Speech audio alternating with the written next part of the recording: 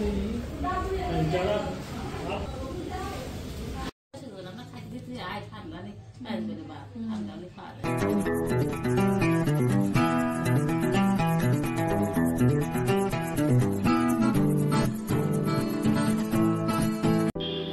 बंधुरा, आशा करी सबाई खूब भालो आछो, सुस्थ आछो। आमराও खूब भालो आछि। তোমরা তো সবাই জেনেই গেছো যে ভগবানের আশীর্বাদে আমাদের ঘরে কন্যা সন্তান এসেছে। তো সেই পুরো আমার প্রেগন্যান্সি জার্নিটার গল্পটা তোমাদের সামনে আজকে রাখছি। তার আগে তোমরা দেখতে পাচ্ছ এখানে রান্নাবান্নার কাজ চলছে। মানে আমাদের একটা নিয়ম থাকে যে বাচ্চা জন্ম হওয়ার 6 দিনের মাথায় সবাইকে মিষ্টি খাওয়াতে হয়, একটা নিয়ম। তো সেই দিন আমরা করতে পারিনি, কারণ 5 দিনের দিন সিজার করে বাড়ি এসেছিলাম। তারপরে অসুস্থ হয়েছিলাম, সেজন্য বর করতে যায়নি তখন। তো মানে তখন 6 দিনের দিন একটা নিয়মটা শুধু সেরে রেখেছিলাম। আর এই 1.5 মাসের মাথায় সবাইকে মিষ্টি খাওয়ানো হচ্ছে, ভাতের আয়োজন ছিল। তো সেটাই চলছে। তো সেই রকম ছোট ছোট ক্লিপ রেখেছি। আর পুরো প্রেগন্যান্সি চলাকালীনও তোমাদের ছোট ছোট ক্লিপ করে রেখেছিলাম। তো সেগুলোর মাধ্যমেই আজকে আমার গল্পটা তোমাদের সামনে আনছি। কারণ গল্প এই জন্যই বলছি, সবার প্রেগন্যান্সি জার্নি সমান থাকে না। কারো ভালো থাকে, কারো নর্মাল থাকে, কারো একটু সমস্যা থাকে। তো ছোট বড় একটু সমস্যা আমারও ছিল। তো সেটাই তোমাদের সামনে বলবো যে কি সমস্যা ছিল এবং তার মধ্যেও কিভাবে আমি কনসেপ্ট করলাম। কারণ অনেকেরই সমস্যা থাকে, যাতে আমার ভিডিওটা একটু হলেও তাদের হেল্প হয়। তো সেজন্য আজকে ভিডিওটা করা। আমিও অনেকের ভিডিও দেখেছি, মনে সাহস জুগিয়েছি। তো চলো। বিয়ের পর আমাদের দুজনেরই প্ল্যান ছিল যে 2 বছরের আগে কোনো বাচ্চার প্ল্যান নেই। তো সেই হিসেবে আমরা যেহেতু ঘুরতে ভালোবাসি, তোমরা আমার ভিডিও দেখেছো অনেক ঘোরার, কারণ আমরা ঘুরতে দুজনেই ভালোবাসি। তো মনের মতো আগে ঘুরে বেরিয়ে নেই, তারপরে বেবি প্ল্যান করবো। তো সেই রকমই চলছিল। তো যে বছর মালদ্বীপস গেলাম, তো সেই বছরই ওখান থেকে আসার পর 1 মাস কি 2 মাস পর হঠাৎ একদিন পেট ব্যথা। তো সেখান থেকেই ডাক্তারের কাছে যাই এবং ইউএসজি যাই। ইউএসজি করার পর ধরা পড়লো যে ডার্ময়েড সিস্ট আছে। তো সেই সম্বন্ধে তো কোনো জ্ঞান ছিল না, আমার সিস্ট কি সেটাই জানতাম না। তারপরে নেটে সার্চ করে ডাক্তারের কাছে শুনে সব কিছু দেখে শুনে বুঝতে পারলাম যে এটা একটা ডার্ময়েড সিস্ট, যেটা হচ্ছে লেফট ওভারিতে আছে। আর এটা এমন একটা সিস্ট যার মধ্যে চুল, তারপরে কি বলে নখ, হাড় এইসব দেখা যায়। আর এই সিস্টটা হচ্ছে অপারেশন ছাড়া যায় না, এটা চলেও যাবে না, আবার এটা খুব একটা বাড়েও না, তবে অপারেশন করতেই হয়। তো ডাক্তার আমাদের বললেন যে কোনো ভয় নেই, মাইক্রো সার্জারির মাধ্যমে এটা বের করে নিয়ে আসা যাবে। তো আমরা বলেছিলাম এটা থাকাকালীন কি কনসিভ করা যায়? তো বলছে হ্যাঁ, ওটা তো কোনো সমস্যা হবে না। তারপর ভাবলাম যদি অপারেশন করতেই হয় তাহলে একবার ব্যাঙ্গালোর থেকে ভালো ডাক্তার দেখিয়ে শুনে আসি। তো সেখানে যাওয়ার পর গাইনো ডাক্তার দেখালাম মণিপালে। তো সেখানেও একই কথা বললো, ওখানেও টেস্ট দিল। টেস্ট করার পর ডার্ময়েডটাই ধরা পড়লো। তো উনিও তাই বললেন যে অপারেশন করতে হয়, বেশি বাড়ে না খুব একটা, 2-3 বছর পর একটু হয়তো বাড়তে পারে, নাও বাড়তে পারে, কিন্তু এটা অপারেশন ছাড়া যাবে না। কনসিভ করতে পারো, সেটা তো সমস্যা হবে না। তো আমরা বললাম যে তাহলে কি কনসিভ করার পর যদি অপারেশন করি? বলছে হ্যাঁ, তবে সিজার করার সময় একবারে অপারেশন করে নিতে পারো। আর এটা থাকাকালীন যে ক্যান্সারেরও হবে সেটারও কোনো সম্ভাবনা নেই, তো নিশ্চিন্ত থাকতে পারো।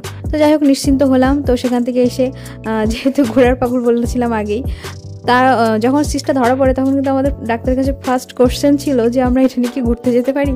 তো সে বলছে হ্যাঁ, কোনো সমস্যা নেই, পাহাড় সমুদ্র যেখানে ঘুরে যাও, এগুলোতে বাধা দেবে না।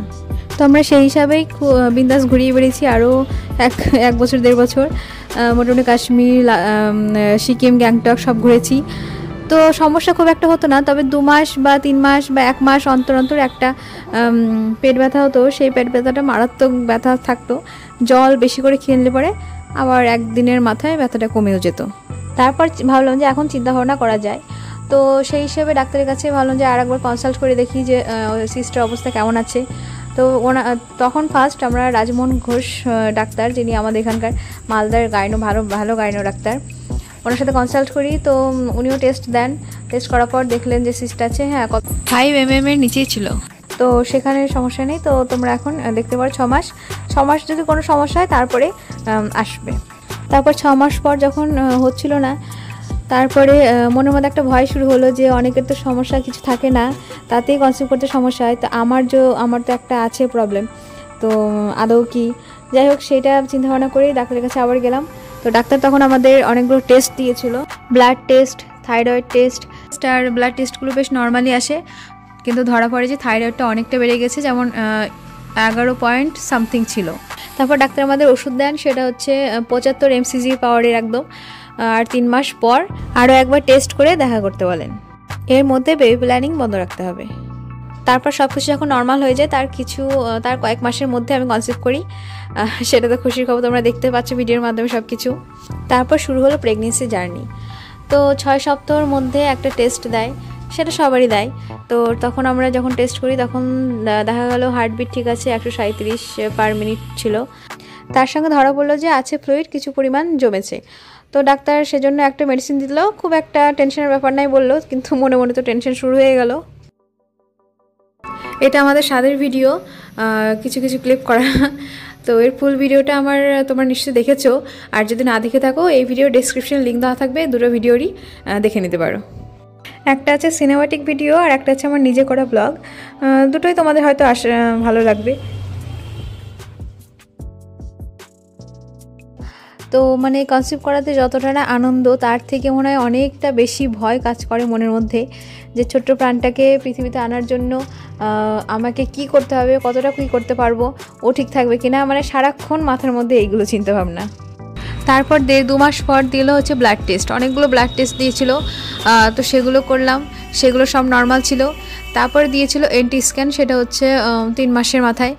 তো সেই এনটি স্ক্যান করার পর ধরা পড়লো আর একটা সমস্যা, সেটা হচ্ছে অ্যামনিওটিক ব্যান্ড। মানে এটা শোনার পর তো আমি তো কিছু জানি না সেটা সম্বন্ধে, কিন্তু ডাক্তার যা বললেন তা শুনে মানে দুজনে আমরা মানে হয়ে গেলাম। কারণ ওইটা এমন একটা ব্যান্ড যেটা হচ্ছে তখন তো বাচ্চা ছোটো ছিল 3 মাসে, বাচ্চা বড় হতে হতে যদি ওই ব্যান্ডটা যদি অ্যাবজর্ব না হয়, তাহলে দেহের কোনো অংশ যদি ওই ব্যান্ডের সাথে জড়িয়ে যায় তাহলে সেই অংশটা নষ্ট হয়ে যেতে পারে বা বাদ হয়ে যেতে পারে। তো এটা শোনার পর আবার ইউটিউবেও তাই দেখলাম, সেই কথাই বললো। তো ডাক্তার বললো যে 5 মাস পর্যন্ত দেখো, 5 মাসের মধ্যে অনেকেরই 99% মানে 90%ই অ্যাবজর্ব হয়ে যায়, আর যদি থেকে যায় তাহলে এই সমস্যা হতে পারে। তো এসব শোনার পর অনেক কান্নাকাটি করেছি, মন খারাপ করেছি, আর শুধু ভগবানকে ডেকেছি, কিন্তু বাড়ি কাউকে জানতে দেইনি, কারণ বাড়ির শুদ্ধ লোককে এরকম টেনশনের মধ্যে ফেলতে চাইনি। দুজনের মধ্যে রেখেছিলাম কথাটা। তারপর 5 মাসের অ্যানুয়াল স্ক্যানে সব দেখা গেল, সব ঠিক আছে। ডাক্তার বললেন যে একদম কোনো টেনশনের ব্যাপার নেই, তোর বাচ্চা একদম ঝাক্কাস আছে, 100% ঠিক আছে। এখন আমাদের মুখে হাসিটাও দেখতে পাচ্ছ। তবে এটা একদম লাস্টের চেক আপ, মানে লাস্টের ডাক্তার দেখানো ছিল ওটা। তারপর ফাইনালি এই 9 মাস পর 14 অক্টোবর আমাদের ম্যাচুরিটি ডেট ছিল। যেহেতু ডাক্তার থাকবেন না, কিছুদিনের জন্য ছুটিতে যাবেন, সেজন্য আমরা 15 অক্টোবরই ডেলিভারি ডেটটা ফাইনাল করি। তারপর ওই দিন প্রথমে সিজারের মাধ্যমে বাচ্চা বের করা হয়, তারপর সিসটা কেটে বাদ দেওয়া হয়। তো এখন ভগবানের আশীর্বাদে, তোমাদের ভালোবাসায় মা এবং মেয়ে আমরা দুজনে সুস্থ আছি। কোল আলো করে আমাদের মেয়ে শ্রীনিজা আমাদের কাছে এসেছে। প্রথম থেকে একটা শখ ছিল মেয়ের, ভগবানকে বলতামও যে ভগবান মেয়ে মানে বাচ্চা বা সন্তান সুখ দিলে পরে আমার একটা মেয়েই দিও। ছেলেও ভালো, কিন্তু মেয়ের শখটা একটু বেশিই ছিল। যাই হোক, ভগবান সে আশাও পূর্ণ করেছে। ভগবানের অশেষ কৃপা, এখন সবাই যেন সুস্থ থাকে, এটুকুই কামনা। তো এই ছিল আমার পুরো প্রেগনেন্সি জার্নির গল্প। তো তোমাদের সাথে সেটা শেয়ার করে নিলাম, অনেক না বলা কথা বলে ফেললাম। এগুলো বলার একটাই কারণ, দেখো অনেকেই তো আমার মতো হয়তো থাইরয়েড, পিসিওডি, পিসিওএস, সিস্টের সমস্যা নিয়ে ভুগছো। তো তাদের একটাই কথা বলবো যে টেনশন করে লাভ নেই, এগুলোতে কনসিভে কোনো সমস্যা হয় না খুব একটা। ভগবানের উপর ভরসা রাখো আর ভালো ডাক্তার দেখাও, ভগবান অবশ্যই সবার কোল ভরিয়ে দেবে। তো আমার এই পুরো প্রেগনেন্সি জার্নির গল্প এখানে শেষ করছি।